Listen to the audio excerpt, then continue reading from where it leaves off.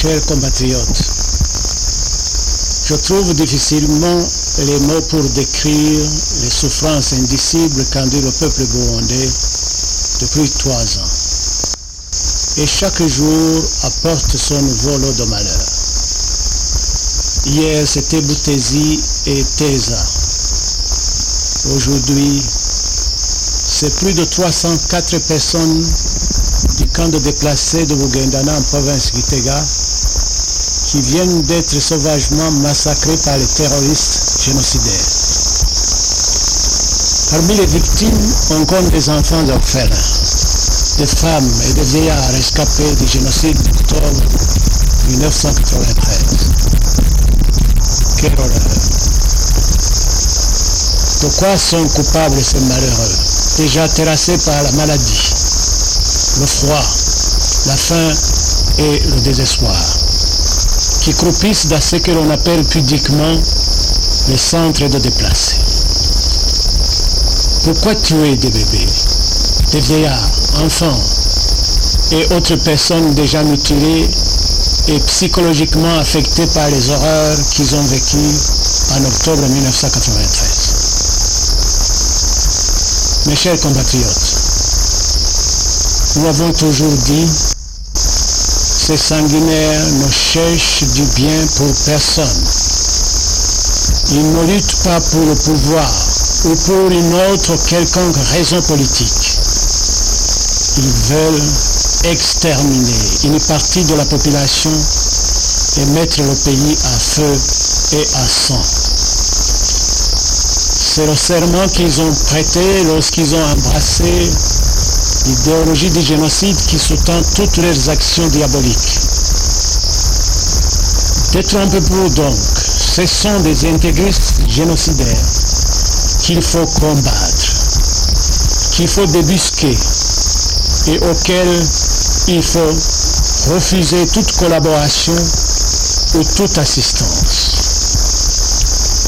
Organisez-vous de façon solidaire pour mettre en échec leurs projets d'attaque et de destruction. À nos partenaires extérieurs, je voudrais dire ceci. Jusque quand allez-vous comprendre que ces terroristes parlent de négociations pour avoir le champ libre à l'achèvement du génocide?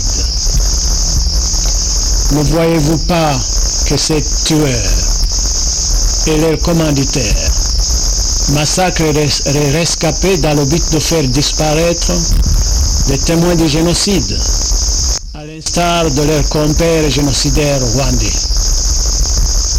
Ne vous laissez pas abuser. Aidez-nous plutôt à extirper ce virus du génocide qui est responsable des tueries successives que connaît le Burundi depuis 1965. Si les autres solutions que vous préconisez n'y feront rien, si le mal n'est pas soigné à la racine, notre étonnement est grand face au silence de la communauté internationale devant les actions macabres de ces criminels. Nous invitons les représentants du corps diplomatique et consulaire, ainsi que les agents des organismes humanitaires œuvrant au Burundi, à aller au moins, et cette fois-ci, se recueillir devant les dépouilles mortelles de ces victimes de la barbarie humaine et de vérifier sur place qui sont les auteurs de cette tragédie, au lieu de se complaire comme par le passé dans des accusations confuses qui tendent à occulter la vérité sur les vraies horreurs du peuple burundais, sur les vrais bourreaux du peuple burundais.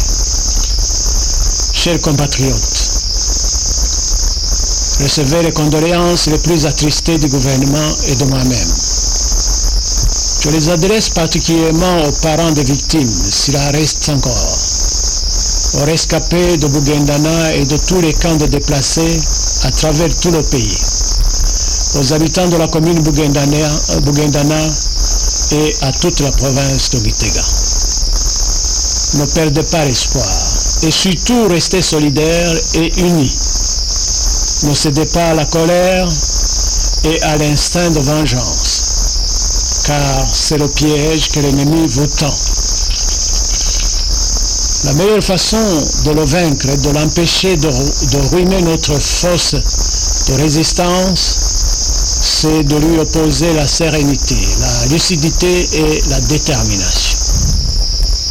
Et comme le soulignaient les participants la semaine sur le génocide des Tutsis et des Hutus opposés à l'idéologie d'extermination, organisée du 8 au 14 juillet 1976 à Bujumbura par la société civile, nous devons tout faire pour qu'un jour ces criminels rendent compte au peuple burundais et à l'histoire.